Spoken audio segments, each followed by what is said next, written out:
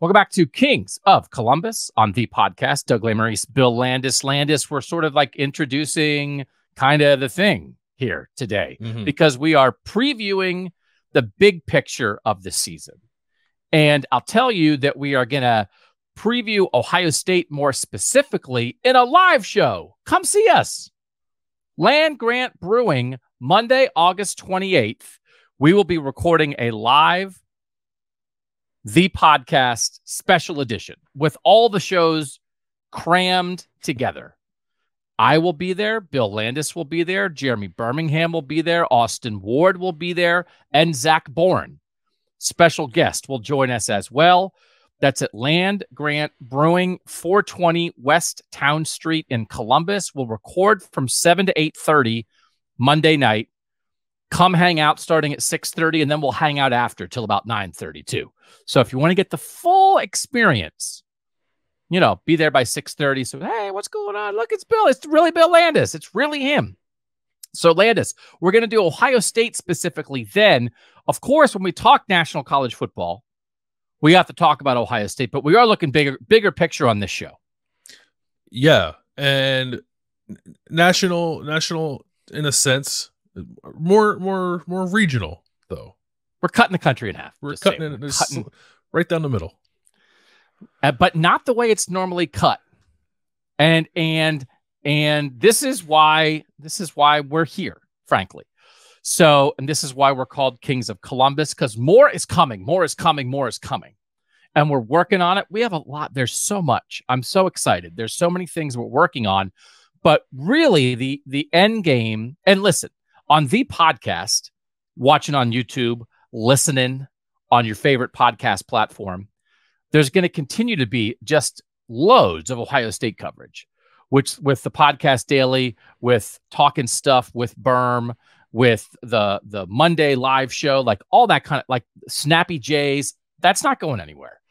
But the big picture thing that we're pushing toward, and we're kind of, we're getting, the first, every journey starts with a step. I don't know. Right. I mean, the journey of a million steps starts when you fall off the curb. We're falling off the curb today, Landis. I don't think that's the saying, but no, stumbling is probably a good metaphor for what we're doing. So what we're doing is we are thinking about the best teams and players in college football regionally. And the region is the North, because the North is a thing. And the South is a thing, and everybody knows it. Southern football, I'm from the South. Southern. Now, that's SEC, but, you throw Clemson in there. You throw Florida State in there. You throw in a little Texas before. Now they're actually going to the SEC. But, like, football in the South, it was like, well, there. So we have that, too. We have it. We do have it. It's mostly Big Ten. It's not only Big Ten, but it is cultural. It is societal. There is a way of playing college football up here, and it's not 3 yards in a cloud of dust. There's a way of doing business, and by the way, it is a business. And in the North, you know what they know, Landis? They know the business of college football, do they not? They know, yeah. The North probably knows the business, perhaps even better than the South. On the field, it's a different conversation, but I think part of what we're doing here is to illustrate how it can become a more level playing field on the actual field itself. So we're turning this into a financial show, and we'll talk a little bit of football. No, we're not, because come on. I just was talking to a financial guy, and he was like talking about financial stuff that I had no idea what he was talking about. So we're making a Northern football show. This is Kings of Columbus. It's going to be called Kings of the North, and it's not starting today, but the idea, right? The ideas are sort of starting now. So what we're going to do on this show, this is what we're going to do. We're going to lay out our top whatever preseason rankings, Landis, but it's only for our teams. And we are taking 28 teams. 28 of the Power 69 are our teams for now. Then we're going to rank the top 10 players in the North. And these are ballots. It's 2 ballots, your ballot, my ballot. We combined them. And then we're going to talk about enemy teams. We call it behind enemy lines, because we aren't going to pretend the South doesn't exist. We're just not going to feed that to you, because frankly, when you talk national college football, you get a lot of Alabama and Georgia and Clemson, and rightly so, because they're very good. But like, we're not going to do that. That's not our main focus. But we're going to brush. We have to acknowledge their existence, right? Yeah, it would be rather funny to come on here and just like pick college football playoff picks that didn't include the SEC. Yeah. But, you know, we don't want to be laughed at either. That's why I think Iowa's 4. I just think Iowa's 4. I feel it in my, oh, right, Georgia exists. Yeah. Sorry. So it's not the point that they don't exist. It's just that we're not going to talk about them. Because honestly, if that's what you're here for, leave. I can't imagine who would be like, oh, you know, I really want some Georgia breakdown. Now, listen, is it a true fact or not, Landis, that you and I both picked the score of the Ohio State-Georgia playoff game last year exactly right? That is a fact. I got yelled at for that too, by the way. What do you mean? Like, someone sent me a tweet that said like, we need more Ohio State fans on the beat or something like that. Like, I can't believe you picked that score. It was just like, I pick a random score out of my butt every week. That one just happened to be right. Oh, no. Mine was tons of research and expertise, and it just happened to match your butt. So good for us. So it's not that we don't know Southern football at all, but we're focusing on Northern football. But we will give our top 5 teams behind enemy lines, and then we will reveal our playoff picks, which is obviously an Ohio State conversation. But it's not the entire Ohio State conversation. We're sort of jumping from the start of the race to the end of the race with an Ohio State prediction. Then on the live show next week, we're going to run the Ohio State race, how they're going to get there, who's in the way, how they can beat them, what the challenges are, the most important players. That's what we're going to talk about with Austin and Berm and Zach on the live show, which, by the way, we're going to record and put on YouTube and put on the podcast. So if you don't live in Columbus, if you're busy on Tuesday night, you're not going to miss it. You just won't be watching Bill drink beer live while he's doing it. Yep. So we want you on this journey with us, and we understand there might be some of you who are like, I just care about Ohio State. This is still Ohio State. Ohio State is the central team in this discussion, but we are expanding a bit. But the way we think about it is, if you do something like this, you have to do it in the capital of Northern football. And it's not because we cover Ohio State, Landis, but Columbus is the capital of Northern football, is it not? It is, yeah. They should play the Big Ten championship here. Big Ten Media Day should be here. I don't know where they'd play the championship, though. I guess you can't play it in the shoe because, you get worried about snow. But, yeah, it is very much the capital of Northern football. It is not Chicago. It is not Indianapolis. It is not Madison, Wisconsin. It is Columbus. No, they just have a dome in Indianapolis. That's a basketball state. Yeah. Like it's near. It happens to be near.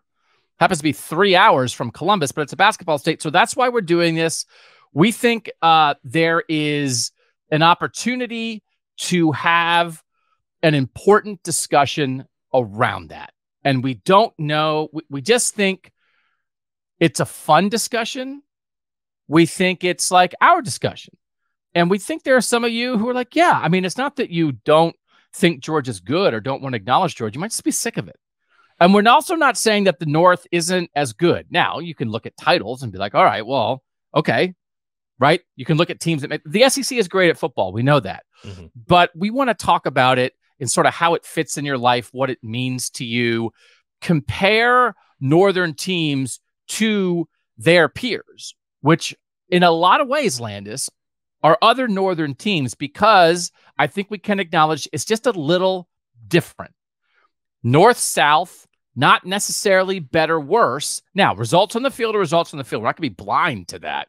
But how you go about it, I do think it can be frustrating, and it cannot tell the entire story when the thing you really focus on is how can Ohio State and Michigan and Penn State and Notre Dame compete with Alabama and Georgia and Clemson, because I think we know in some ways like why that's difficult. Mm-hmm. So we're not going to say they're going to stop competing or that they can't compete, but we're going to analyze these teams in our own way, in their own world, because I think we're going to acknowledge it's kind of two different worlds. They are two different worlds too, but I also, and I think you and I definitely talked about this. I don't know if we recorded it and put it on YouTube or not.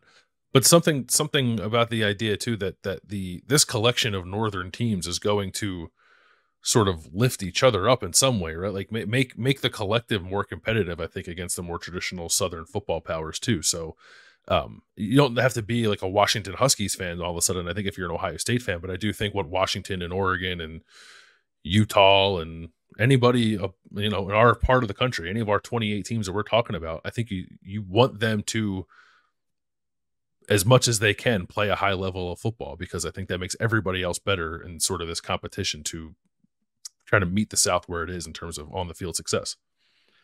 So that's what we're going to do on this show. And before we do, we have to tell you who our teams are. Yeah. Because I'm still working on a chart involving temperatures and snowfall and things like that. But we kind of just divided it. There's a couple teams on the border that we didn't put in yet. We're willing to be fluid on this. If you want to be a Northern football program, raise your hand. Because guess what? You know who raised their hand? USC and UCLA. They're like, we're in the North. And we're like, you realize you're in Los Angeles, right? So we're not doing USC and UCLA this year. Next year, I think we have to acknowledge they're honorary Northern teams. Yep. Because it would be a little odd to be like, okay, well, just like, sorry, you're in California. We're not going to talk about Lincoln Riley at all when they're going to be in the Big Ten. So that's for next year, which we have. Honorary Northern teams is what we would call them a year from now. Yeah, we're going to annex them in 1 year. Yeah, but not yet. Not yet. So right now we have 28 teams, and I've been like drilling this into my head, and we want you guys to think of it this way. These are the teams of the North. These are the kings of the North teams. Okay. 14 Big Ten teams. That's 14. Notre Dame is 15. Now we go to current. And by the way, we had this plan and this idea before the Big Ten added Oregon and Washington. And we're like, oh, well, we kind of are going to add it in our own way. And they're like, no, we'll add it officially. And I guess we're like, oh, that actually does make it a little bit easier. But now it's sort of more just like, are you guys just doing like a Big Ten show? And we're like, we swear we were going to do Oregon and Washington with the Big Ten, whether they came or not. Like, was that a good thing, Landis, or did it kind of like take the wind out of our sails? I go back and forth on it. I'm gonna choose to believe it's a good thing. Yeah. So here the current Pac-12 teams, and again, the Pac-12 is not going to exist, that we're including for this year, right? So 14 in the Big Ten, Oregon State, Washington State, Colorado, and Utah. So that's 6. Now, next year, Colorado and Utah are going to be in the Big 12, and we don't know where Washington State and Oregon are going to be, but that's for now. So you have 14 Big Ten teams. You add those 6, that's 20. Notre Dame's 21. Now we add a couple in the Big 12. We go Cincinnati. Hey, welcome to Cincinnati. Hey, great. You're in Ohio. Now you're in a Power 5 conference in the Big 12. That's great. Cincinnati, Iowa State, West Virginia. That's 3 in the Big 12. No, see, I'm 14, 15, 21. 24. We'll get there. That's 24. Am I leaving somebody? No. Oh, and BYU, who's in the Big 12 now. It's going to be awesome to talk about BYU and Utah together, right? So they'll be in the Big 12 together next year. But BYU, like Cincinnati, moving to the Big 12 now. That's 25. And then 3 in the ACC, which, frankly, they make more sense in our conversation. Pitt, Syracuse, Boston College. So we're going to spend a ton of time on Boston College. I mean, not while they're not good. But why would it's like, oh, well, Boston College and the ACC. It's like, are you kidding? Boston College should be talked about in the conversation with Syracuse and Rutgers and Penn State and Pitt and West Virginia. Who cares about the conferences? So you don't have to write that down. We're just trying to tell you, Landis, as we rank our teams, that's our 28 team group from which we chose. It is. And there are a handful of border teams too that we're not including now, that I think probably down the road are worthy of discussion about inclusion. I'm thinking like Kansas State, probably top of mind, but there are some others as well. And that'll be, I think, a fun part of this too, is like trying to figure out sort of the sensibilities of those programs and whether or not they jive with what we're talking about, or if they are more like their conference counterparts in the southern portion of the Big 12, I guess. Like there's some nuance there that I'm excited to get into. But yeah, those are our 28 for our top whatever. That is the pool of teams we were selecting from. Virginia Tech is a team that, like, there's a big part of me that feels like maybe culturally they belong. They're kind of pretty far south, but it's like, I don't know, Pitt, West Virginia, Virginia Tech makes sense. Louisville and Kentucky are close to Ohio, but we didn't go there. So anyway, those are our 28 for now. And we're going to do, and this is going to be a weekly thing, top whatever, because we are drawing the line. And if they deserve to be ranked, like, do you deserve to be ranked? We're not going to hold ourselves to a number. So we did it. And our threshold was we each have to rank you. And so we wound up with a top 8 because, Landis, you ranked 9 teams and I only ranked 8. I didn't rank Utah. Are you mad that Utah's not on this list because of me? I'm not mad. I would maybe ask you why you didn't put them on your list. They were bored. I went back and forth on it. I thought it could be 8 or 9. Yeah, they're really good. They've probably earned it based on the last couple of years, winning the Pac-12, playing that Rose Bowl against Ohio State. Cam Rising, their quarterback's a little hurt right now, and they have this game with Florida to kick off the season. So I was kind of like, okay, let's see.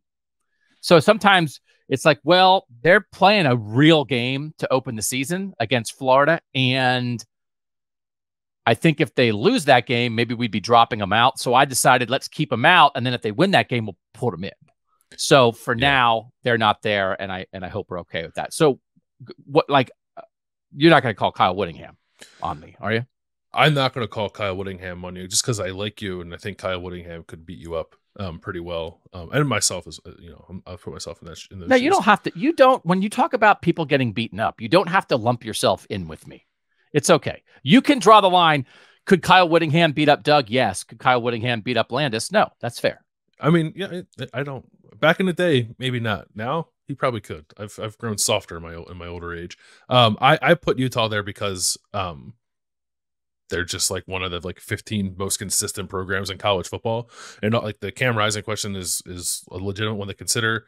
If you'd rather see it kind of play out when it happens in an opening game, I think that's fine too. I erred more on the side of their consistency, which is why I put them in. But like I said, I think you go either way. All right, so let's go with who we do have in. And number 8 on our list is Oregon State. I think Oregon State has a real chance to win the Pac-12. There's 5 really good teams in the Pac-12, and Utah's one of them. Utah, Oregon State, Oregon, Washington, USC. There's a humdingers, like the back half of the Pac-12 season, those 5 teams are playing each other every week from like week 6 on. There's at least one game. They all play each other, except Oregon State doesn't play USC. And Oregon State, of the 3 other games they play, they get 2 at home. So there's some schedule stuff that favors Oregon State if they can hang. Jonathan Smith, good coach, good offensive line. And they named DJ Uiagalelei the starter. I didn't even know there was a battle. They were good last year, and quarterback play held them back a little bit. I actually had Oregon State a little higher on my list, but they, at the very least, absolutely deserve to be in the top whatever, right, Landis? Yeah, they do. They lost a decent amount on defense, I think. I think they're like 93rd or something like that in the country in returning production on defense. So that kept me from ranking them a little higher. But I'm also pretty bullish on the idea of DJ Uiagalelei like taking some kind of step forward. What that looks like, I'm not 100% sure. But he had some flashes last year, I thought. I do not like Clemson's offensive system. And I think taking him out of that might actually lead to some improvement. So whatever is there to get out of him to take a step forward, I kind of feel like Oregon State's going to find it. So he is one of the more intriguing players nationally for me. DJU is. But even if they didn't have him at quarterback, if it was like similar quarterback play to last year, I still would have them fairly high on this list. I would still have them ranked for sure. Yeah. What do you think of Wisconsin at 7? Wisconsin is a difficult team for me to wrap my head around. I had them at number 6 on my list, but I also considered not ranking them only because there's a fair amount of mystery there with what that offense is going to look like. With Phil Longo coming in and doing some hybrid form of like air raid with what Wisconsin has done traditionally. And I just can't quite, figure out what exactly that's going to look like just yet. But there's a baseline level of talent there that I still think is pretty good.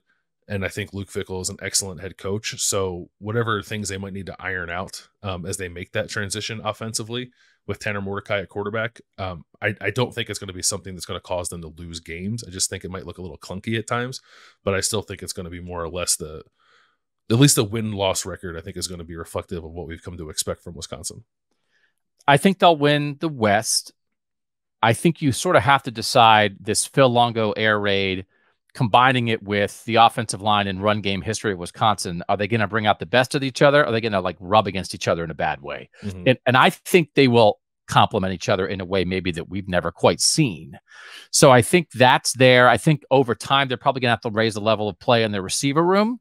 But once they start chucking it around a little bit more, I think that'll happen. Maybe that'll hold them back now. You love Braylon Allen. I love Braylon Allen at running back. I think that's real. They have a really good left tackle in Jack Nelson. Like they're real, and I think they're an actual test for Ohio State. So no hesitancy from me at all about ranking them here. And I think probably 7th is about right. Notre Dame 6, I think this is real too.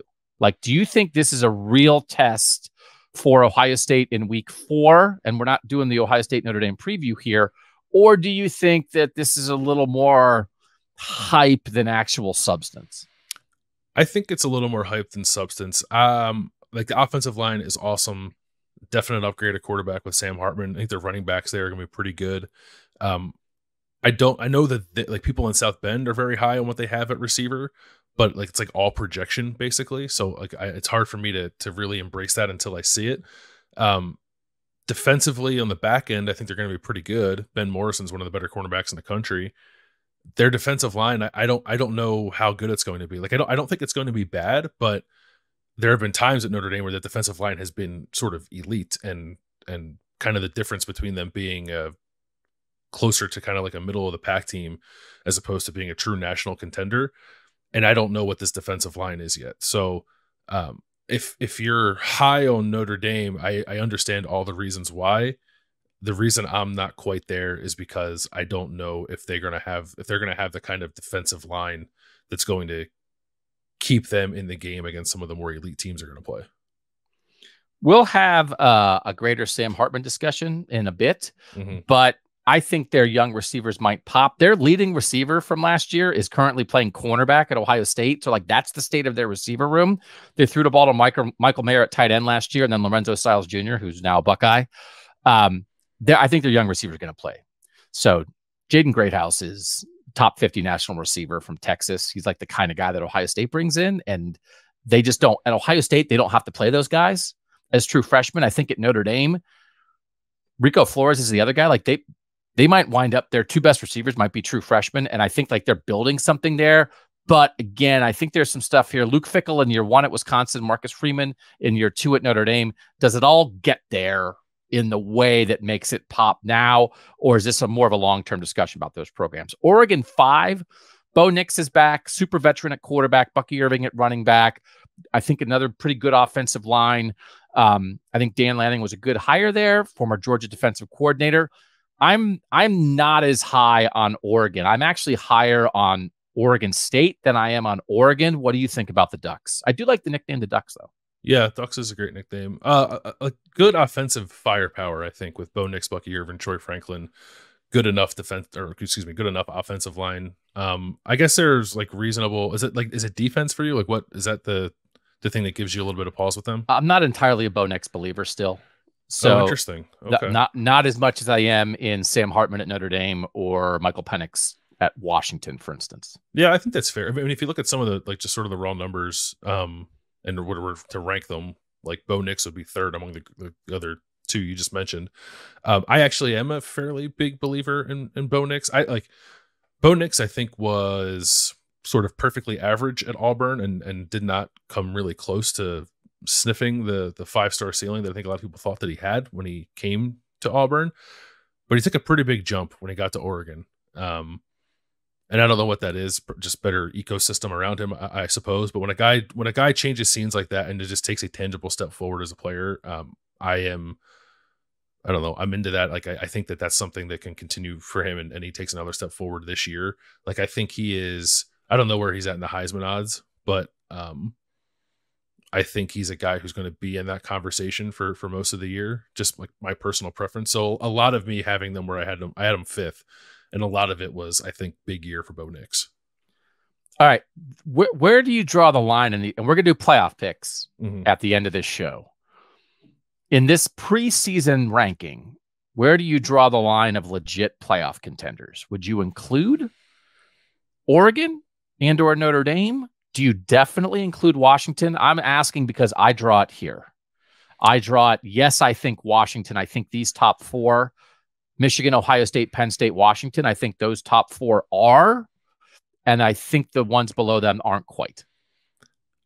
I think I probably agree with you. I might need some convincing on Washington, but certainly I view them more in that light than anyone else below them on the list.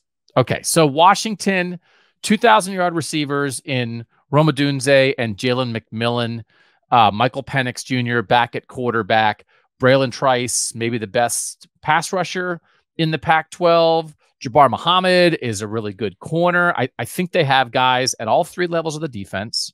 They just lost their starting running back for the year, which isn't great. He had a camp injury, but their offensive firepower, the way they want to go about it, I think is enough. And I think they have like elite dudes. I think they really have elite dudes across the board. Are they as deep, 1 through 22 as your typical playoff team? Probably not.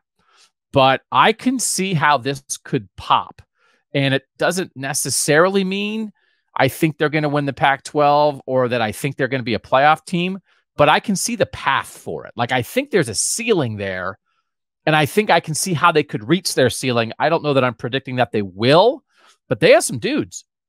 They definitely have dudes. I think who has the best receivers conversation, it's Ohio State, but then I think you quickly go to Washington in that next, I don't even know if it's the next tier. Maybe it's the same tier, but they're number 2. I love Michael Penix. He's gotten so much better from when Ohio State fans watched him, most frequently when he was in Indiana. He's just like and I thought there were times when he was in Indiana, like you definitely saw it, but he got hurt a lot and he made some boneheaded decisions from time to time. In an offense with better talent around him, he flourished last year in a really meaningful way. Like he's a legit NFL dude as long as he stays healthy. Guys on both of the lines, offensive and defensive line, which I think you need when we're talking playoff contender. So I see it for sure.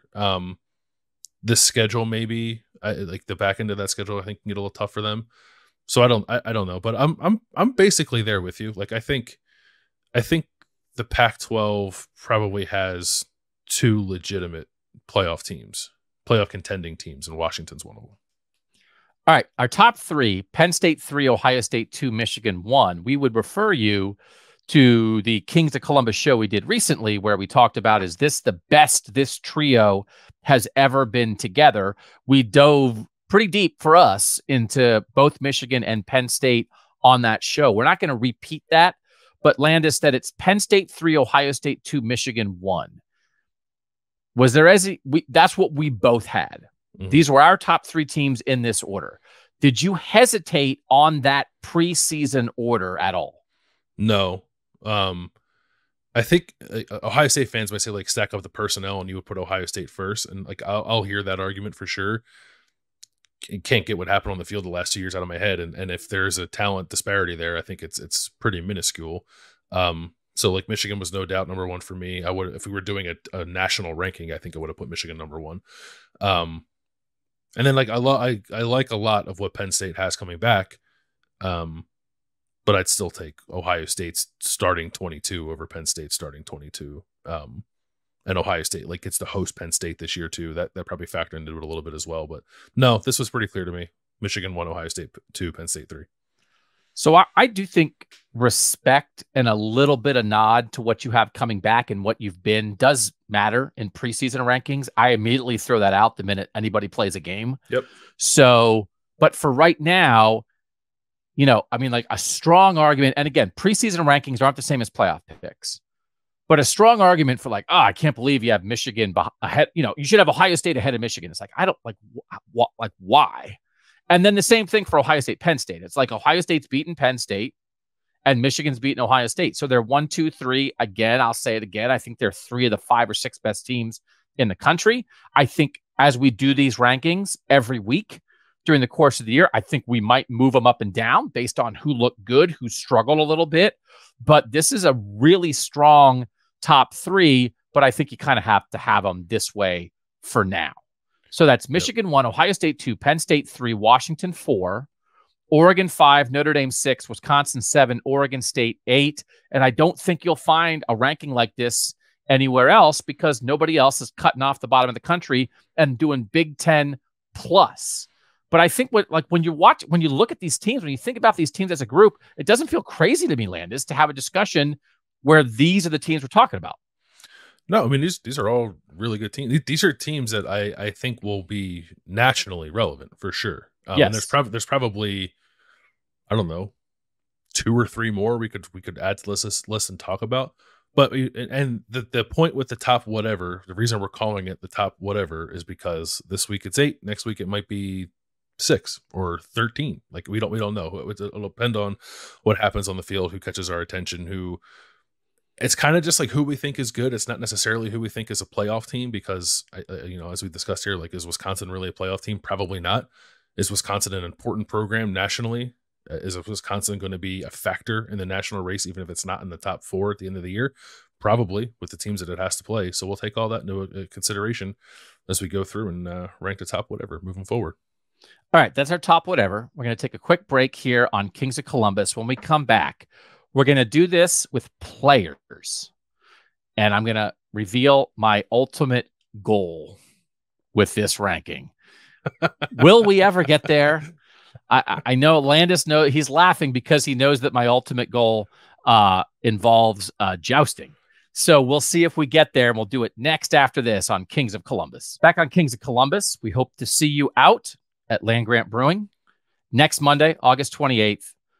Come hang out, starting at 6:30. We'll be setting up even before that. But before that, we'll probably be busy plugging stuff in, so maybe we can't say hello. But we'll be saying hello starting around 6:30. Live show 7 to 8:30. Bill Landis, Jeremy Birmingham, Austin Ward, Zach Boren, and me, Doug Lesmerises. We hope to see as many of you guys there as possible. We're super psyched. We're super psyched to do it. We're super psyched for you to get to hang out with us, get to hang out with each other. And we're just super psyched about what is happening here on the podcast feed. And one of those things is the King of the North. Now, the show is Kings of the North. And so the title Kings, it's an old show, right? We get it. It should be Monarch, but it's catchy, right? So everybody's included. We're including everybody. But the name is Kings of the North because it was on a show, but we're trying to acknowledge, you want to be the top dog in your area before you go out in the world and take on everybody else. So this is the Kings of the North player rankings. So I thought, Landis, should this be Prince of the North? That the king is the team, the prince is the player? Or do you individually want to be a king and you want your team to also be the king? This is our Kings of the North KOTN college football rankings of players. But we might have to workshop the name a little bit. Yeah, Prince. Yeah, I don't know what the Duke. But then it sounds like that Riley Leonard's going to win it. That's not what we mean either. Like Duke. Yeah, Archduke. Yeah. So we'll figure it out. But the thing is, we want to, and this is the ultimate. My dream. And have I sketched out the dream? And have I perhaps picked the menu and laid out like the format for it? Perhaps. My dream is to hold a Kings of the North ceremony where people can come and we name the King of the North, kind of like the Heisman ceremony, but it's only for players who play in the North, and we hold that in medieval times. And we eat turkey legs and watch people joust. And that's how you'll know we made it. If that happens, does that sound impossible to you? Or a world, and it's a crown. Who wants a crown? A world where, 2 years from now, we're at a medieval times somewhere in the North, and you and I are placing a crown on the head of Carnell Tate as he is named King of the North. Does that feel impossible to you? No, I don't. Middle of the time still exists, right? They're still open. If not, we're restarting. We're going to open one up. I know. Yeah, there used to be one in the 2 places I know where there are one are New Jersey and Dallas. Oh, there's also one in Orlando because that's the one I've been to. Yeah, I think it could happen. It is I was trying to think of something similar that actually does exist, like the Texas Rose. What do they call that award? Yeah, the Earl Campbell Texas Rose. Yeah, Tyler Rose of Texas. Something. Yeah, no, the best player, the best player from the state of Texas. Yeah, they have a whole banquet for it. Yeah, people go to it. Yeah, yeah. They don't joust, but Yeah, that's why ours is going to be better. Yeah. They don't joust yet until they hear this podcast and try to steal our idea. We have dibs on jousting. So that's the ultimate goal, and this is the first watch list. Now, eventually, and I'm not even going to if it, I'm going to when it. When we get to that, we'll have like a full list of people. It won't just be me and Landis voting. We promise. It'll all be people from the North, though, because if you don't, you don't get to vote. Nobody from Georgia gets to vote. Yeah. So this is what this list is. And Landis, as you and I talked about this, the Heisman Trophy, and I'm okay with it. I've often said that I think to me, the Heisman Trophy tells the story of the college football season. It is not exactly best player. It is not exactly most valuable player. I think you have to matter. I think you have to be memorable, whatever. And so defensive players and linemen don't get in that conversation. Hardly ever in any real way. You like linemen. Mm-hmm. So we are a little more open-minded with this list than maybe you would find in the Heisman ceremony. I think we certainly, as people will see, have more defensive players and offensive linemen than like what a typical like Heisman watch list or something would have. Yeah, and I do like your view on the Heisman, and I do think it's applicable here with us too. But the thing about the Heisman is like take Georgia's national championship, for example, in 2021. Like the story of that year was how awesome Georgia's defense was. Did the Georgia guy win the Heisman Trophy? No. Did a Georgia defender more specifically win the Heisman Trophy? No. We want to be able to acknowledge those things. If the story of Northern football in 2023 is that Notre Dame's offensive line carried it to the playoff when no one expected it to, and Joe Alt is the best player of that group, we want to find a way to acknowledge that. So we're more open-minded. You'll definitely see a fair amount of quarterbacks and receivers and running backs on here, just like you'll see in the Heisman Trophy race. But we want to expand our horizons a bit. I voted for Manti Te'o for the Heisman over Johnny Manziel, whatever year that was, 2012, something like that. Yeah. I voted for the Notre Dame linebacker over the Texas A&M quarterback because I was trying to find Notre Dame. Made the national championship game. They were a defense first team. He was the best player and the leader of the best part of a team that made the playoff. So I voted for that guy. So like, that's the kind of thing we're thinking about here. We'll start off with 3 guys who just missed our top 10 list here. So this is not a top whatever. These are the 10 players that we will have, 10 players every week that will be re-ranking. And I would imagine that our list during the course of the year will look a lot different than it does right now. Mm-hmm. 3 guys who tied for 11th, Rome Odunze, the receiver at Washington, who I actually think probably should have made it, Bo Nix, the Oregon quarterback, and Braylon Allen, the Wisconsin running back, tied just out of spot number 10. The reason Braylon Allen didn't make it is because you ranked him high, and I did not rank him. He would have been my 16th vote. I thought long and hard about it. I love Braylon Allen, but in a league with a lot, there's a lot of good running backs in the Big Ten. I didn't go there. Maybe I should have. Maybe I will after we get a game or two. Are you mad at me that Braylon Allen's not on this top 10 list? A little bit, yeah. It's he, of like all the guys we considered, there are very good football players. Only a select few of them are like actually in the conversation for best at their position in the country. And I think Braylon Allen is one of them. He has 2,500 rushing yards playing in an offense where everyone knew he was getting the ball and still averaged 5. I think it was 5 yards carry one year, 6 yards a carry the other year. I actually think he's going to be helped by his new existence in an offense that's not going to put all 11 players within 2 feet of each other and like spread it out a little bit and let him run into more favorable boxes and probably get more favorable just physical matchups. So I think he's poised for a monster season. But even if he wasn't, and it was just sort of business as usual for him, he is one of the top 5 running backs in the country. He might be the second best running back in the country behind someone else who's on this list. So yeah, it's odd to me that he's not on here. I think he should be. I apologize, and we can blame Paul Chryst for messing him up last year. And if he had just done what normal Wisconsin running backs had done for every other coach in the history of Wisconsin football, he'd be on this list. So it's Paul Chryst's fault, not mine. But, he got fired. Fair. So that's... If he hadn't been fired for not winning enough games, he would have been fired for this. All right, number 10 on our list is someone we've already mentioned. It's Braylon Trice, edge rusher from Washington. I had him pretty high, and there's a guy who also is not on here that I've been talking about a lot. I'm very high on this year, and I sort of think, I don't know. It's just, by the way, a lot of good players not on this list because there's a lot of good players in the North, which is why we're doing this show. PFF grades for edge rushers of the North of the North. OTN. Everything was going to say OTN. Edge rushers OTN. Returning guys, the best pass rush grade is Chop Robinson from Penn State, who did not make our top 10. But watch out. Braylon Trice is next. I'll give you another name, and I'll just tell Ohio State fans. JT Tuimoloau did not make our top 10. I think Braylon Trice is more disruptive than JT Tuimoloau. I think he's more explosive as a pass rusher.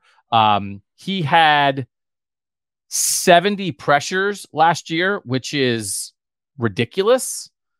JT Tuimoloau had 32. So that's just like an example. In terms of like the number of snaps, now he did have more pass rush snaps, but the percentage of pass rush snaps in which you get a pressure, Braylon Trice was at 20.9%. Chop Robinson was at 17.9%. JT Tuimoloau was at 12.1%. So again, JT's really good against the run. He's a really physical guy, but I think Braylon Trice is pretty good at that too. I really like Braylon Trice. I think he is maybe a first-round pick. I think he's a game wrecker. And I think he could move up this list during the course of the season, but he'll start here at number 10. Yeah, really disruptive player. The thing, if I thought there was a negative about him, missed tackles. There are a fair amount of missed tackles on the resume, which is not great for a defensive lineman. But the 70 pressures probably balances that out. And like Chop Robinson, who you mentioned, Braylon Trice has 32 more pressures, or no, 22 more pressures, excuse me, than Chop Robinson had last year. Just like super productive pass rusher. Super productive. 9th is Emeka Egbuka. Oh, wait. No, I did it backwards because they tied, and I did it a reverse because actually Emeka Egbuka is tied with Sam Hartman. Emeka Egbuka is going to be 8th, though, because Sam Hartman only got a vote from one of us. So we're talking about Sam Hartman first. Berm, for the YouTube show, is putting stuff up on the screen, and it's making it look so cool. If you're listening on a podcast, it looks cool on YouTube. And Berm's like, so Doug already screwed this up. Like, we're like at the second player ranking, and I already did it backwards. We will talk about Sam Hartman first, because I did in the end. Egbuka got votes from both of us, so that was the tiebreaker. He's 8, Hartman's 9, even though they had the same point total, because all of Sam Hartman's points came from me. There were 2 main points of disagreement on our lists. We each voted for a top 15 to get a top 10. We voted for 12 of the 15 same players. The big disagreements were you had Braylon Allen, I think 6th. I didn't have him there at all. I had Sam Hartman of Notre Dame, the quarterback from Wake Forest, 3rd. You did not rank him. Why did you not rank him? I need to see him outside of the Wake Forest ecosystem. It's so unique, and like he'll be fine outside of it, I'm sure. Like, and if you watch Notre Dame spring game, he looked awesome. How much stock do you put in that? Me personally, not much, but it is probably a sign that he will be fine removed from a totally unique offensive system that he operated in for 5 years at Wake Forest. I don't know. I just think I'm not there on Sam Hartman. Turns the ball over a lot, like very productive passer. ACC leader in career passing yards, right? 52 interceptions. He has 10 games with 2 or more interceptions. That's not good. Like Michael Penix, by comparison, I think, who has played similarly, I think has half that. Bo Nix has half that. So I don't like a quarterback who throws the ball to the other team that much. And I have enough questions about him being in a new system with a new offensive coordinator who was like Notre Dame's 8th choice to be their offensive coordinator, that I'm not confident in what that's going to look like. So I didn't rank him. And I think putting him 3rd is nuts.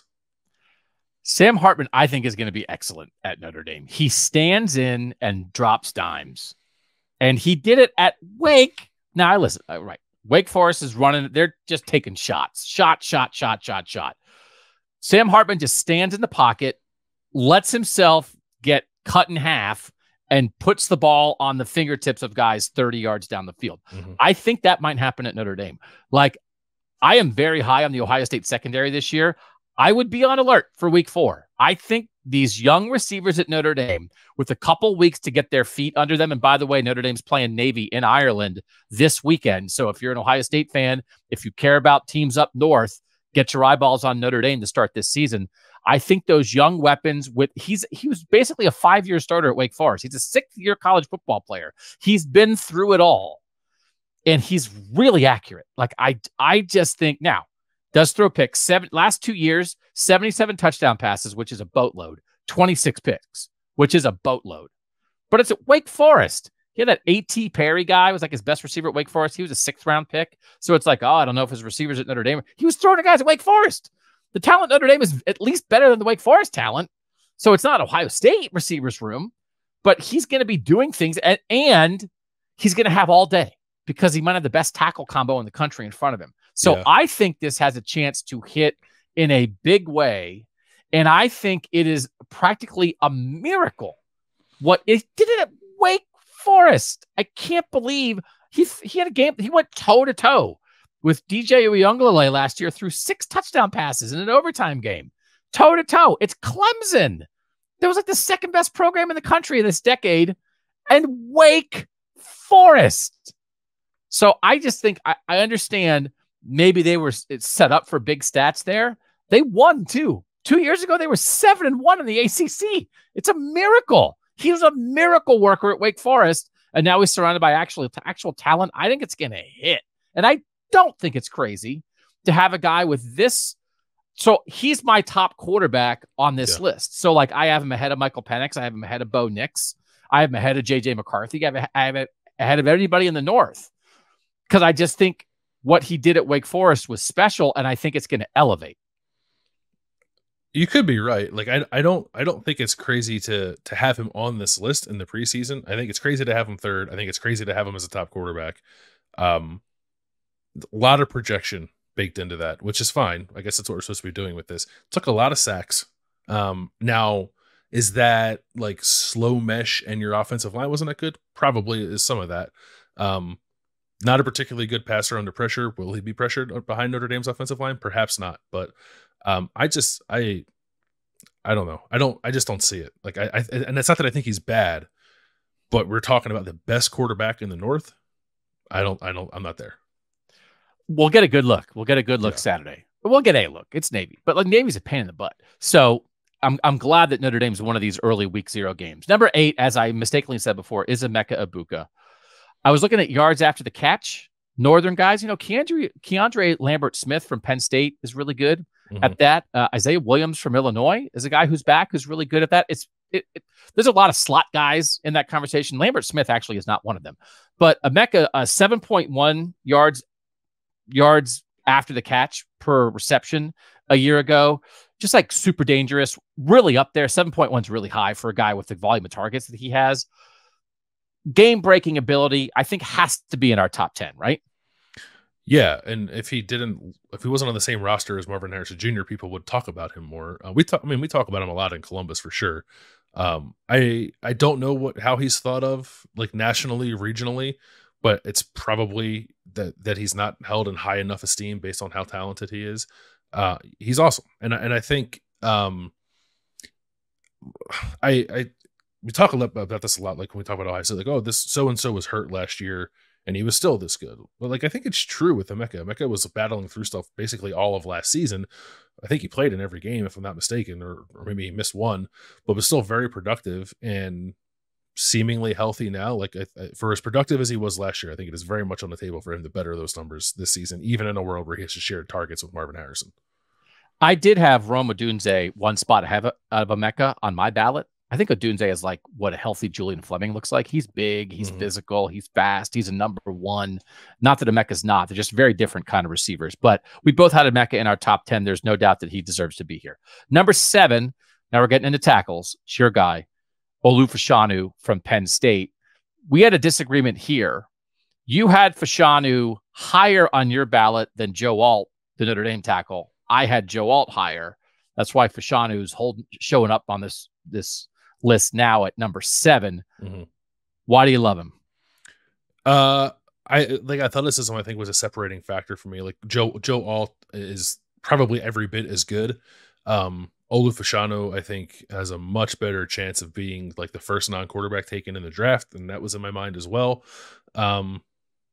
Just like built in a tackle factory.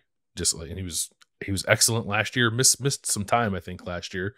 So he'll need to put a full season together. He's still pretty raw, which is why he didn't go to if he would have went to the NFL last year, he probably would have been a first round pick based on traits alone with very little film and very little production. I like that he came back and it's not so much betting on himself. It's just like, maybe this wasn't the right time. I need to play more football. And I think by the end of the year, he is the top tackle in college football, if he's not already. But I think, he'll definitely get there by the end of the year. Goofy PFF grades for him, which is, again, is not the end all be all, but like Joe Alt's PFF grades are through the roof. Joe Alt's like the highest graded PFF tackle in the world. So I like Alt's more established. I think there probably is more ceiling on Fashanu. So I think it'll be interesting. It's a great debate. Be fun to watch. Ohio State's going to help determine that a little bit. JT Tuimoloau is going to have something to say about who is viewed as the better tackle. Is it Joe Alt or is it Olu Fashanu? Another Penn State guy at number 6 for us, Kalen King. I don't know if there's debate here. I think he's the best corner in the country. PFF grades a year ago, he had the 3rd highest grade, and the guy who had the highest grade was Devin Witherspoon from Illinois, who was the number 5 pick in the draft.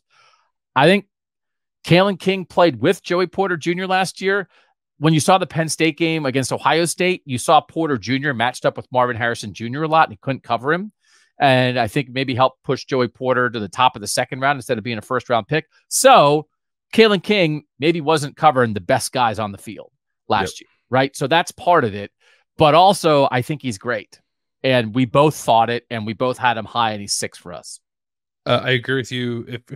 If he's not the best corner in the country, he's in the conversation. And it's not even about like PFF grades or whatever. Like, they're good. That's great for him. Just like the way he plays. Like, he's just he's a ball of energy out there. And I think he's a little bit of a tone setter from the cornerback position, which I like when guys sort of embrace that role for a defense from that position in particular. He'll talk some trash, super confident, and backs it up on the field. Number 6 is Joe Alt. Notre Dame left tackle, actually higher PFF grades last year than Peter Skoronski or Paris Johnson, who were 1st-round NFL draft picks. Great run blocking grade. Great run blocker. Really, just like super established, been around the block, has played a lot. We kind of already talked about it. They're both great, and I think at the end of the year, I think Joe Alt and Olu Fashanu could be in our top 5 season end on this list. Yeah, and I think they're probably at worst like consensus 1st-team All-American tackles, and I think either one of them has the potential to be that unanimous selection, being on all 5 of those teams. Jerzon Newton out of Illinois, defensive lineman, big, physical. Number 4 on our list. So I was trying to compare interior defensive lineman snaps last year. Okay. Mm-hmm. So he played 723 snaps on the defensive line last year, which is an insane amount of snaps for an interior defensive lineman. Kalijah Clancy from Pitt, who was a 1st-round pick, played 460. So it's a spot where you rotate guys, and he graded through the roof and was dominant all year and practically didn't come off the field. The Georgia defensive tackles everybody loves play like 350 snaps a year. He played more than 700. So it's not just the level of play. It's that he keeps that level of play as a physical defensive lineman who doesn't rotate. It's remarkable. I think this dude could win King of the North this year. He's awesome. Yeah, I think like on the short list of most singularly dominant defensive players. And he was in a good system last year too, like had dudes around him as well. But yeah, it was the fact that he played so much and the play was so consistent. And I guess that speaks to like motor, whatever, conditioning, of course. But to play that much and be as productive as he was on a consistent basis as he was, like, I think I had him 3rd, because I think the top 2 that we're going to get to were sort of like no brainers. But then he was 3rd for me because he was one of the better defensive players in all of college football last year. And I just feel like wasn't talked about in that regard really at all. And it's, I guess, because of the team that he plays for. But we're in a position to spotlight guys like that on a team like Illinois. He's awesome. You had him 3rd, I had him 7th. I actually had Kalen King higher. Kalen King was my highest defensive guy. I love Kalen King. Michael Penix is 3rd. I said before I had him below Sam Hartman, so make your case for Michael Penix being this high. Not that I didn't have him high, but you had him higher. Yeah, I mean he was excellent last year. He made some plays like again when he was at Indiana that were just sort of like, what are you doing? Why are you throwing the ball there? And he still makes those throws. So Washington, they're just like completed now. And I think that part of that is the receiver talent that he has around him. If you look at like his turnover worthy throws, though, like it's minuscule. Like he's just like a good processor. It looks weird because he's left-handed, and I know it's hard for people to like wrap their mind around a guy throwing the ball with that hand and it looking so different from the traditional right-handed quarterbacks. But he's got a special arm, and like savviness. Like he's not going to blow you away, I think, with athletic ability, but he's got some of the stuff that Ryan Day talks about with like the navigating the pocket with subtle movements, that kind of thing, to get himself enough space to push the ball down the field. But he's not you might look at the offense and think, oh, he's just a guy who throws it 60 yards every time. Like average depth of target is fine. It was like more kind of on par with like a CJ Stroud than it was like Sam Hartman's. I think was somewhat significantly higher. So Michael Penix can kind of throw it to all levels of the field too. He's not just a deep ball chucker, just polished guy. Like, and so much better than he was in Indiana. It's remarkable how much he's improved. And I think it's all the answer for like Washington's offense is all, because they have Jalen McMillan and Rome Odunze, who were both 1,000-yard receivers last year. They have Kalen DeBoer as a head coach running that show and putting this offense together. And they have Michael Penix as the guy running it. And sometimes, and we have the conversation at Ohio State sometimes. And I think every time an Ohio State quarterback goes to the NFL, you continue the conversation. Well, how much of it is the talent at receiver? How much of it is the Ryan Day system? I think this is like a perfect marriage of all these things happening at Washington right now.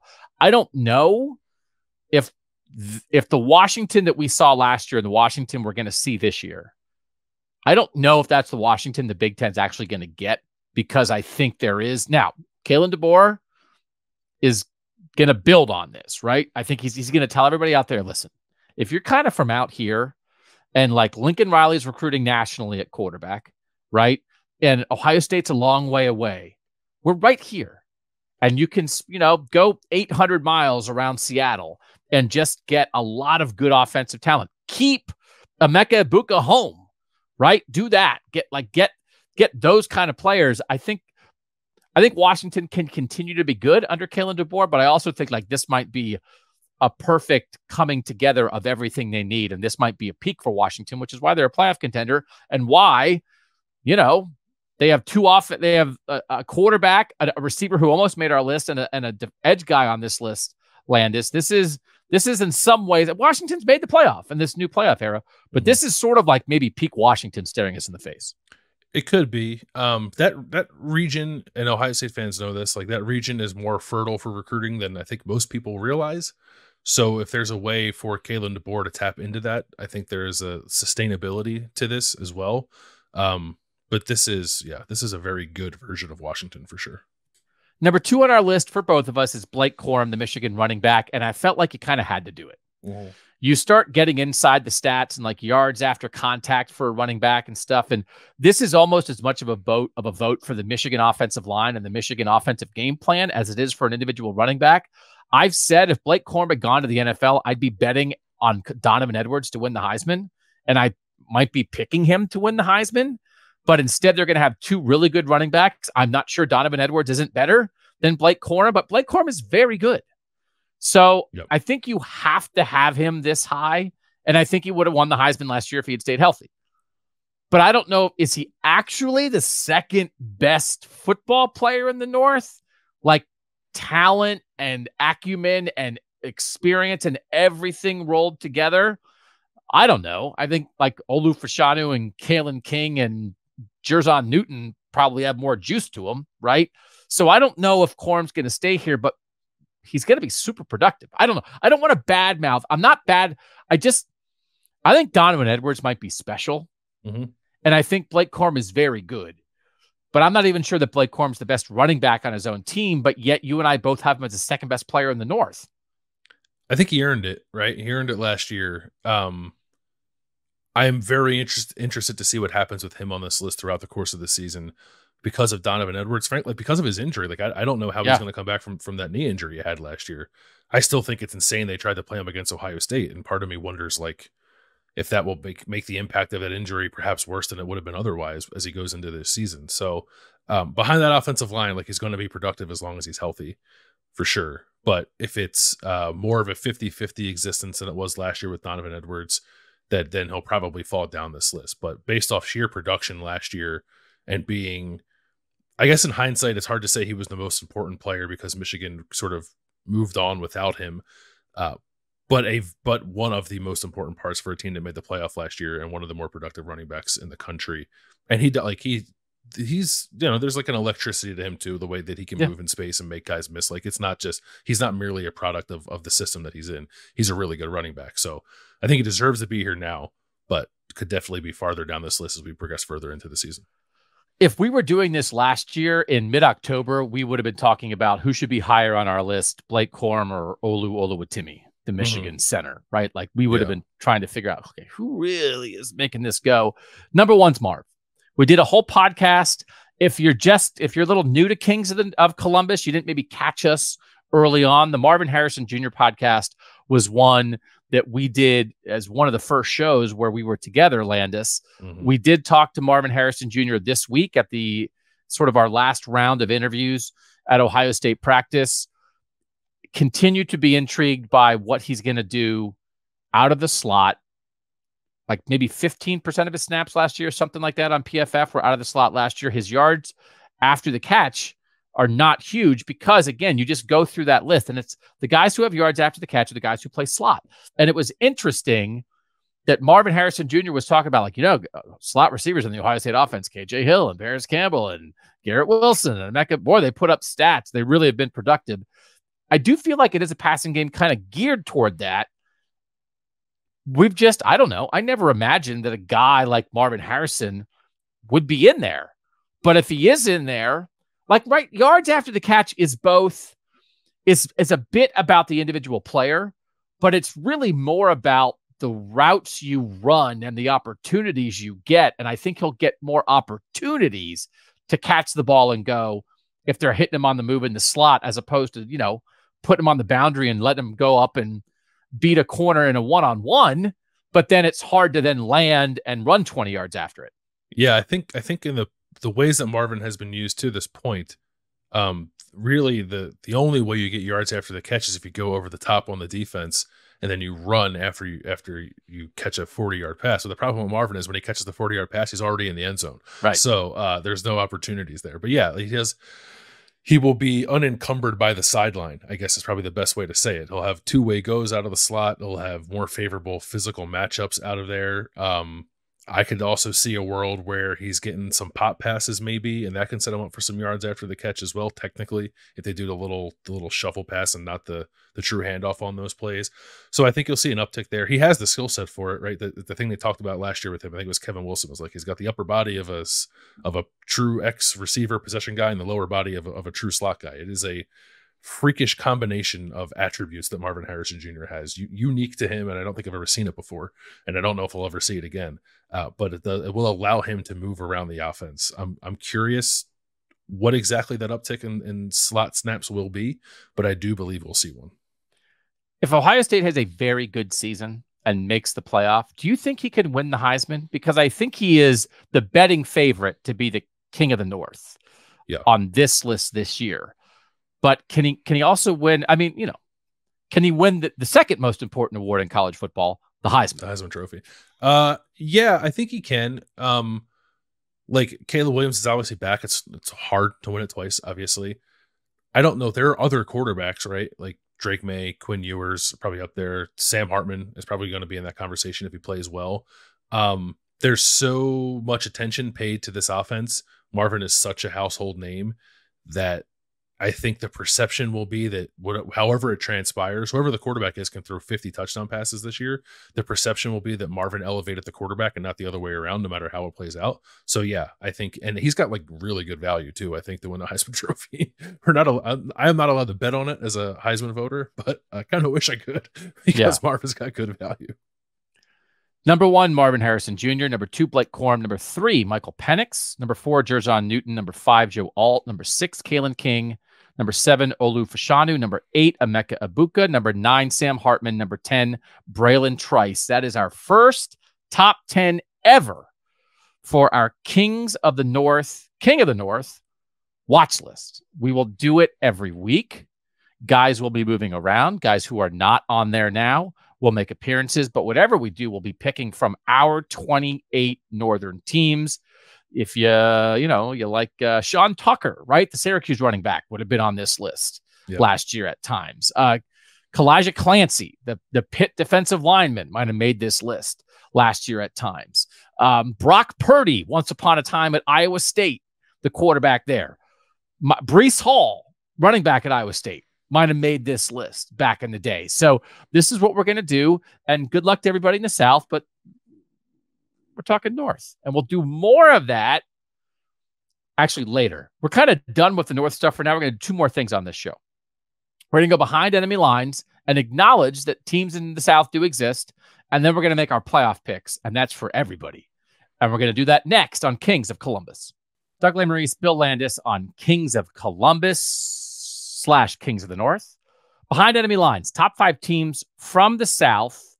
These are our top 5 rankings. We'll continue to do this as well. We'll brush on this, not focus on this. Georgia 1, LSU 2, Florida State 3, USC 4, Alabama 5. You had Georgia first. I did not. It's a little bit like Blake Corum to me.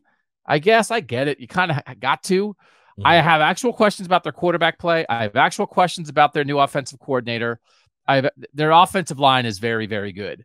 And their defense should be better than it was last year, but I don't think it'll be as good as it was 2 years ago. So I'm curious how much of Georgia's success, even for a defense-first team, was tied to Todd Monken, the offensive coordinator, and Stetson Bennett at quarterback. I think some. I don't know who's going to beat them. Their schedule is super easy. And then they'll get to the SEC championship game, and we'll see if somebody can give them a game. I had them second. Why did you have them first? Because you feel it? Because you think it? Or because it's like, well, I guess you got to? Because I felt like I had to. 2-time defending national champs. I agree with your assessment. The quarterback play, I want to see it. The skill is, I mean, outside of Brock Bowers, obviously, who I probably would lump in with the skill, even though he's technically a tight end. Doesn't blow me away. They think they just lost one of their running backs, so they're a little thin there going into the season. I think the defense is going to be awesome. Again, there's continuity there because it's Kirby Smart more than anybody else. So I think you can always kind of bank on that being championship level, regardless of what turnover they encounter. They had some magic dust on them with Stetson Bennett and that offense and Todd Monken and the way they were cooking the last 2 years. And I think any questions about that are valid. But they are the defending 2-time national champions. So I think they need to be here until someone proves to me that they belong ahead of them. Let's talk about these next 2 teams in concert. LSU at 2, Florida State at 3. One of the biggest games of the season. First weekend, Sunday night on ABC, 7:30, LSU and Florida State. I don't think the loser's out. You agree with that? I do agree with that. Yep. Because LSU is going to be in the SEC West with Alabama and Auburn. And if they're going to go anywhere, they're going to have to play Georgia in the SEC title game. So I don't think it is do or die for LSU. And then I do think Florida State loses all its wiggle room. But if Florida State loses to LSU and then runs the table, which would include beating Clemson in the regular season and potentially Clemson again in the ACC title game, I think a 12-1 Florida State that lost its opener to LSU, I think is probably in. So you lose your, because 2 lost teams, right? I mean, I guess you could make it, but we haven't seen it yet in the 14 playoffs. So you can't lose again. But I don't think it's do or die. I do think we're going to learn a lot about both teams, and I think they're both excellent. I have Florida State higher. You have LSU higher. Why do you like LSU as much as you do? More dudes, I think. I think they're both very good. I think I like Jaden Daniels a little more than I like Jordan Travis. And maybe that's just experience. I don't like Florida State doesn't have a Malik Neighbors. Florida State, I don't like Jared Verse is very good. I think Harold Perkins is better and going to be a more disruptive defensive player week to week. Maybe that's a wash. It's probably a wash, but I think LSU has just a little more talent. A coach that I believe in more in Brian Kelly. But it's close. Like I don't. We'll get to the playoff picks. Like you'll see how much I like LSU, but I think Florida State's good. We'll get to Florida State and see how much I like Florida State in the playoff picks. Yeah. USC 4, Alabama 5. USC, it's Caleb Williams, it's Lincoln Riley. USC is putting out stuff about like, we have the best receiver room in the country. And they do. They got Dorian Singer as a transfer who was a 1,000-yard receiver at Arizona last year. They have Zachariah Branch as a young guy. Like they have a lot of guys, but I'd take Ohio State. I'd take Washington. So like, show me USC. Caleb Williams is tremendous. They have a bunch of transfers. I have huge questions about Alex Grinch as their defensive coordinator. I think 4 makes sense, but I'm not slamming down my money to pick USC to win the Pac-12. They almost got there last year, but I think the defensive questions might still hold them back. Where are you on USC? Same place as you. I think their offense is going to be awesome. It's going to be, I think you name your score most weeks with them. And there are some potential landmines on the schedule, but I just don't know if anyone's going to be able to score with them. I think their defense could stink. And if it does, this is probably too high for them. And if it does, like they probably are in jeopardy of actually winning the Pac-12. But I think it's going to be more like the Lincoln Riley peak Oklahoma teams, where like they're good enough on that side, and the offense is just like out of this world, and to the point where it really doesn't matter how bad you are on defense. Bama's 5. I think that's appropriate. I think it is very hard to evaluate Bama because I think they have real issues.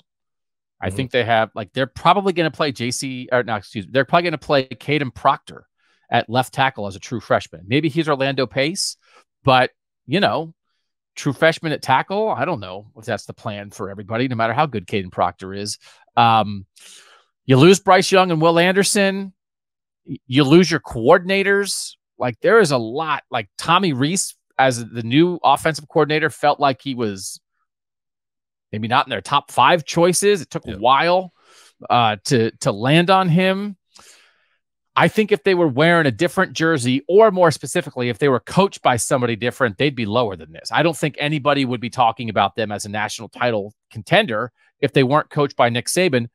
Still having them on the list, though, doesn't feel wrong because they're still coached by Nick Saban. Yeah, and they're still super talented. Like, they still recruit at the highest possible level in the sport. There's questions kind of all over the place. Like, I do think their offensive line will be good.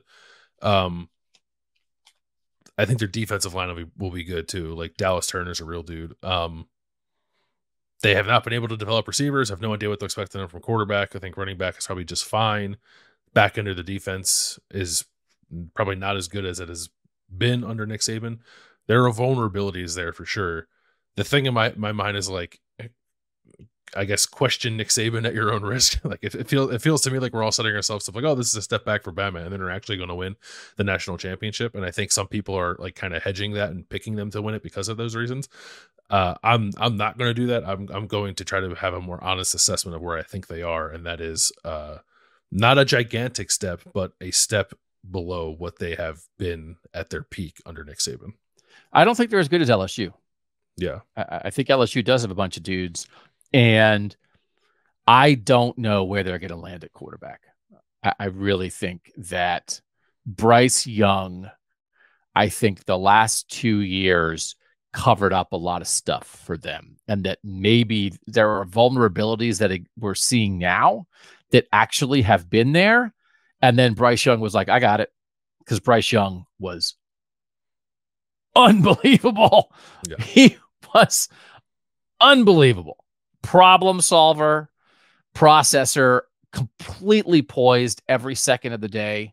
And now they have a 3-man quarterback competition. They don't know what they're going to do. Like, the drop off from that, no matter who they land on, you're not just going to like an uncertain quarterback situation. You're going from the best quarterback the last 2 years to uncertainty. Yep. It is enormous. So I really think there's reason to question Bama. And I think on our behind enemy lines list, which we'll do every week, we'll brush on 5 Southern teams. I think there are going to be weeks they're not on there, especially if they lose to Texas in week 2, which if you had to ask me now, I think they will. Yeah, I think that game is in Tuscaloosa, right? Yes, because they should have lost at Texas last year. Yeah, no, I think well, if they win that game, then they're probably a little better than we're expressing right now. But then we will be wrong. We'll know early. Yeah, we will know early. Love that game.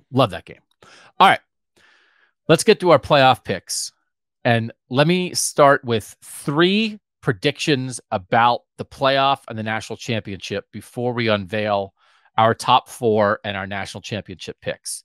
And I'll go one by one, and we'll see what you think of the possibility of these 3 things. Okay. Number 1, Georgia will not be the national champion. I don't think they're winning 3 in a row. Yeah, I would agree with that. Yeah.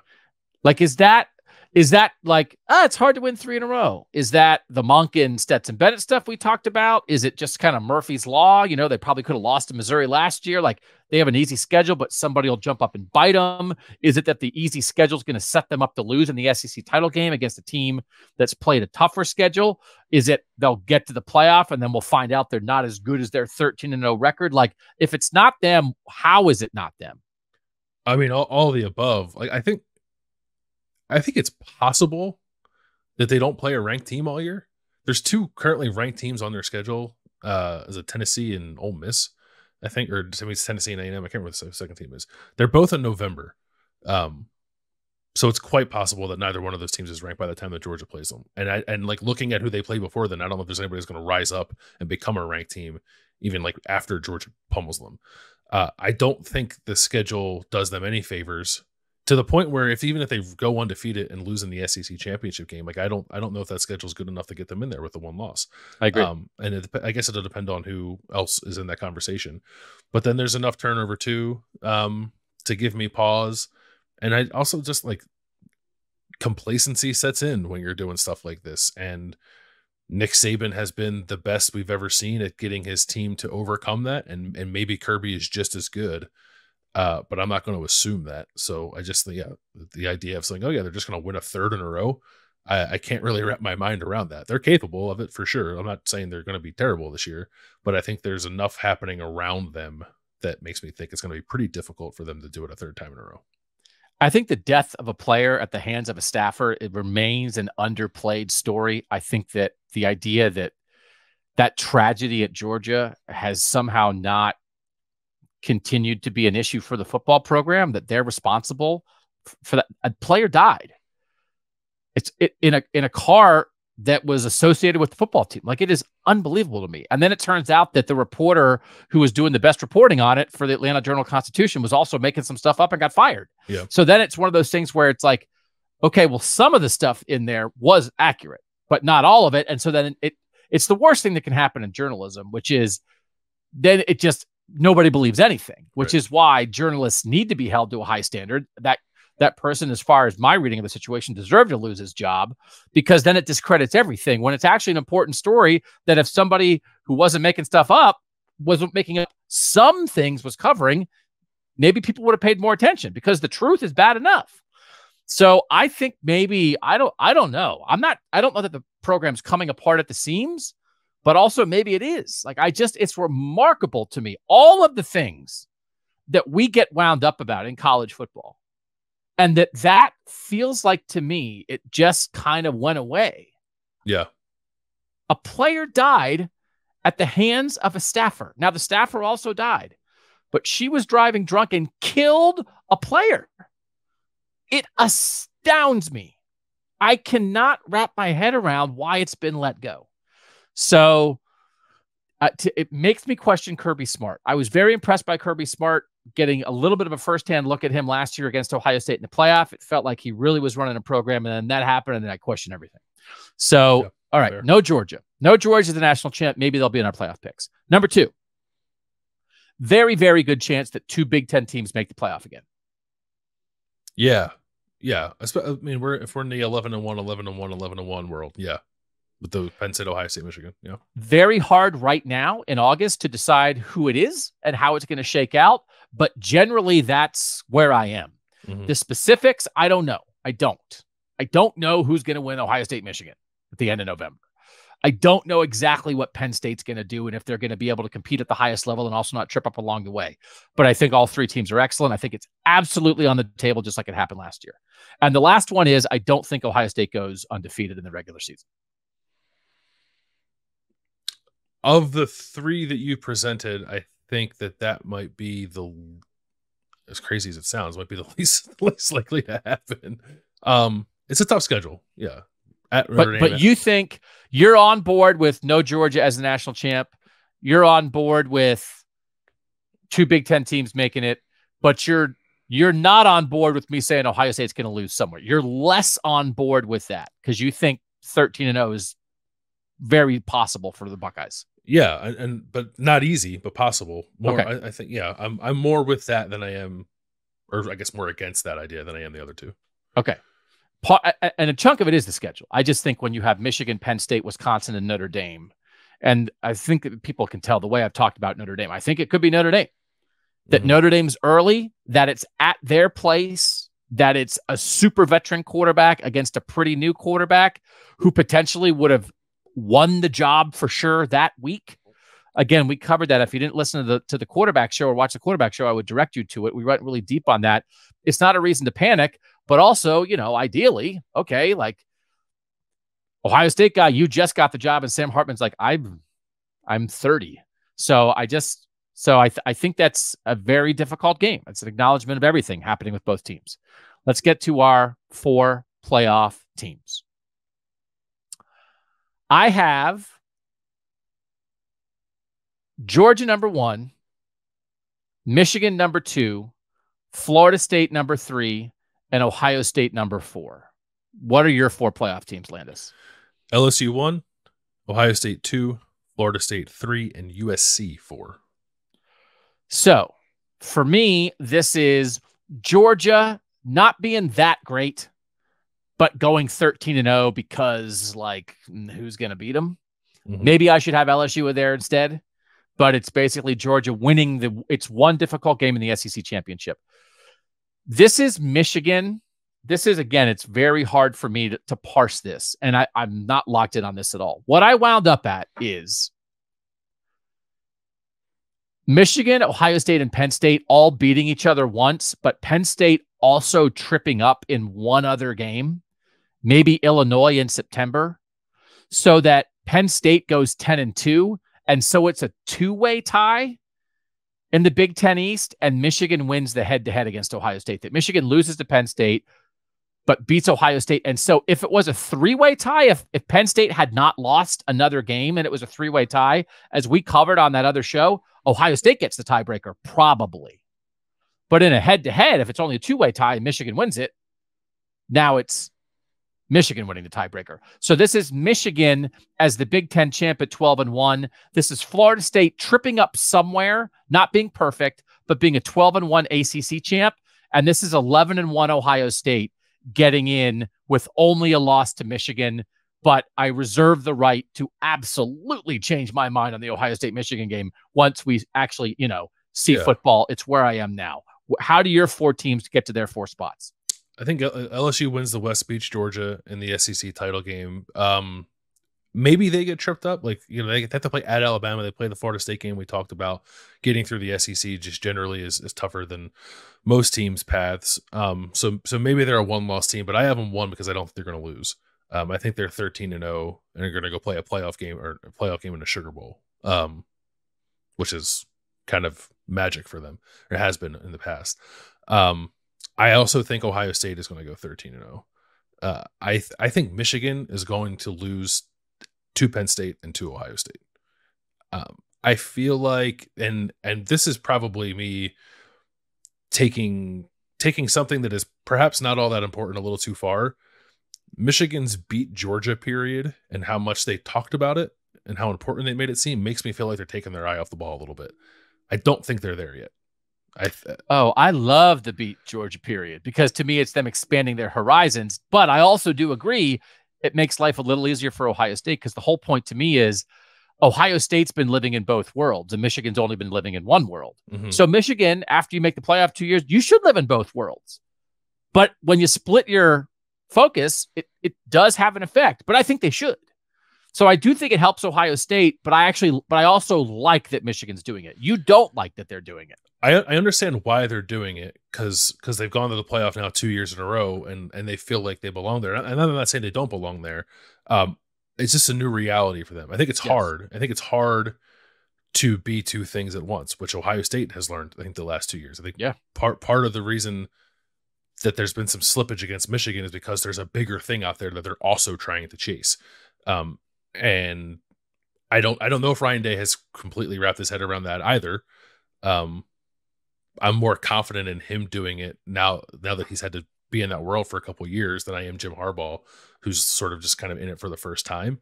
And there's like weird stuff going on there too, with like Harbaugh and the suspension and like whether or not he's going to be there and if that has any impact on morale. I guess not, because that's been the reality of the last 2 years too, and it hasn't seemed to matter. But I like Penn State, and that game is in Happy Valley. I think it's a tough game for Michigan, and I think Ohio State gets back on the right side of the rivalry this year. So I think Michigan loses twice, and it's not in the playoff. Florida State, obviously, I think will lose to LSU, but I think rebounds and wins the rest of their games, which probably end up meaning they're going to beat Clemson twice, which I think would be good for them. ACC champ. I think USC is probably ends up being a one-loss Pac-12 champ. And the reason I did the seeding the way I did is because I figured they'd want to avoid the LSU-Florida State rematch in a playoff semifinal.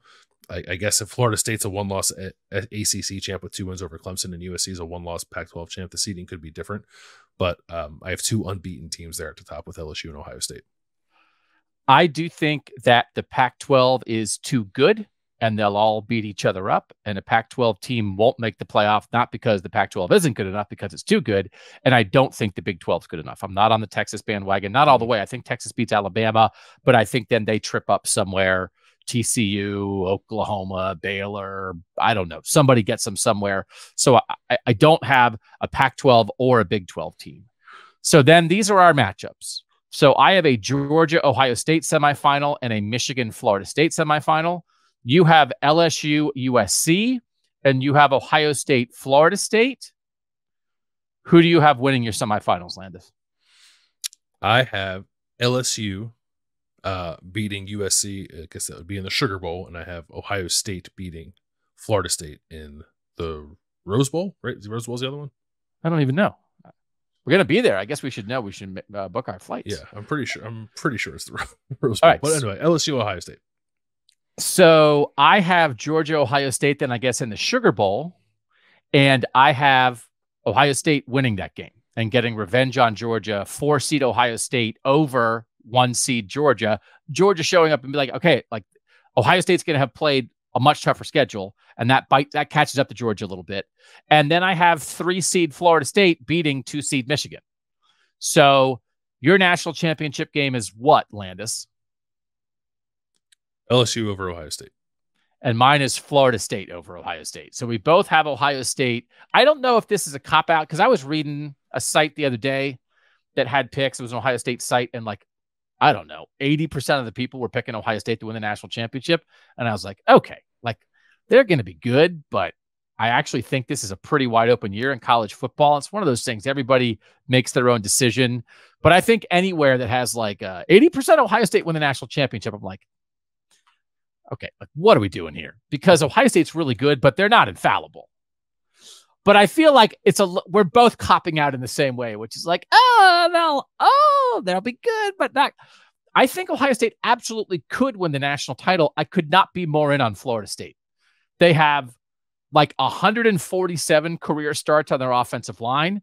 They have a 6'7" receiver and a 6'4" receiver that I think are going to destroy people. They have a real back who was great yards after contact last year. I think Jordan Travis at quarterback is going to have a Troy Smith kind of year and I really have a chance to win the Heisman. I think Jared Verse off the edge is going to be maybe the best edge rusher in college football. And I think they have a good secondary. They got the best. They killed in the transfer portal. Their right tackles from the transfer portal. They got a tight end in the transfer portal. They got Michigan State's best receiver who's going to start for them in the transfer portal. They got the best corner in the transfer portal. So they have like this kind of depth of talent that's been around, and they nailed the transfer portal like nobody's business. If you think Ohio State did a good job in the portal, and they did, Florida State got like 5 frontline starters. Yeah. So I am all the way in on Florida State. I don't think they're undefeated, but I just think they're going to be really good on both sides of the ball and like get in a national championship game. I'll take Jordan Travis. So here we are. Our 2 national championship picks, we're picking them both to beat Ohio State in the national championship game, are playing on the first weekend. Yeah, I'm going to watch. Are you going to watch? I'm looking forward to it. I watched that game last year and I made fun of both teams. It was the weird, right? That was the crazy, goofy, do Brian Kelly and Mike Norvell actually know how college football works, right? Like, it's like they're missing field goals and doing silly stuff on special teams. Wasn't it like a clown show? It was a clown show. They played that game in the Superdome down in New Orleans. This year's game's in Orlando.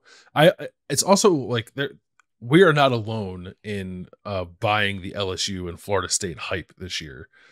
So there could be a lot of us setting ourselves up for disappointment with picking either of these teams. I think that's also on the table.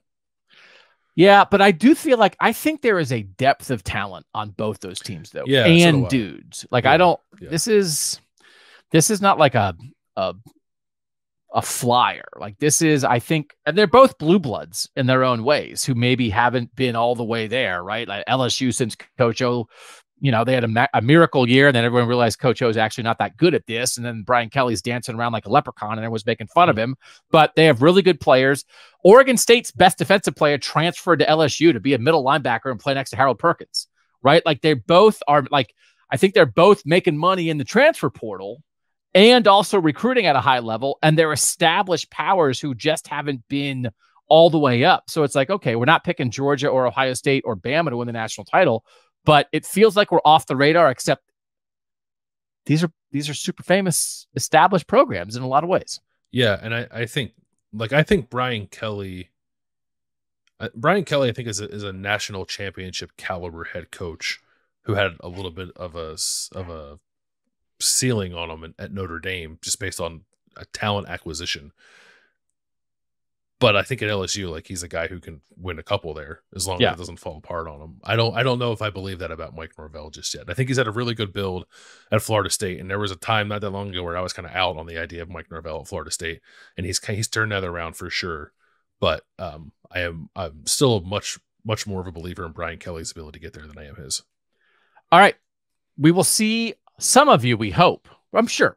There's at least one person listening to this show who are going to see us at the live show, August 28th, Land Grant Brewing in Columbus. There's a parking garage like 2 blocks away where you can park and then walk over. So we'll be recording the show. Bill, me, Zach Boren, Austin Ward, Jeremy Birmingham, starting at 7. We'll go 7 to 8:30. We might do a little post-show Q&A with the fans. There'll be a pizza truck there, so you can get a slice for your dinner. They'll have a special beer that they're bringing back out for the show. It's a really nice outdoor setting with the stage and some picnic tables to hang out. If you guys have never been there before, we would just love to have a great crowd there for sort of this version of the podcast that these guys have been rolling. And then I came in and they didn't kick me out. And so we're all going to be there together. And we're starting this. So that was a big thing. The live show is a big thing. We have at least 2 more big announcements about things that are new for the podcast family that will involve even more fun interaction, cool hanging out, bringing you guys what you want when it comes to coverage of Ohio State football and Northern football. Really a lot of Ohio State football, though, Landis. Like, we got stuff percolating still. Yeah, I mean, it's mostly Ohio State football. We're giving you this was a taste of what's to come down the road. We will continue to put Ohio State, or maybe probably, if we're not putting Ohio State in the context of the North, or putting the North in the context of Ohio State is probably the more accurate way to say it. But we will continue to do some of this as well. But I don't want people to be turned off by the idea that this has suddenly become like a Northern football show. The Kings of Columbus is about Ohio State, but we're going to sprinkle this stuff in throughout the year as well. Sprinkle. And we're going to dive head first. You won't find more in-depth podcasts on the tackle situation and the quarterback situation than what we just did. We're going to continue to dive head first into Ohio State football throughout the course of this season, but stuff's coming. So we're glad you guys are along for the ride. We could not be more grateful. Landis and I would just be out making slices. We'd have our own. Actually, that sounds pretty fun. We would be out. We'd have a food truck, and that'd be fine. We'd have a good life, but we wouldn't be doing this if it wasn't for you guys. So thanks for letting us be part of your college football experience. We'll catch you at the live show. We have another Kings of Columbus coming this weekend with a very, very specific Ohio State only topic. So make sure you listen for that. For now, for Bill Landis, I'm Doug Lesmerises, and that was Kings of Columbus.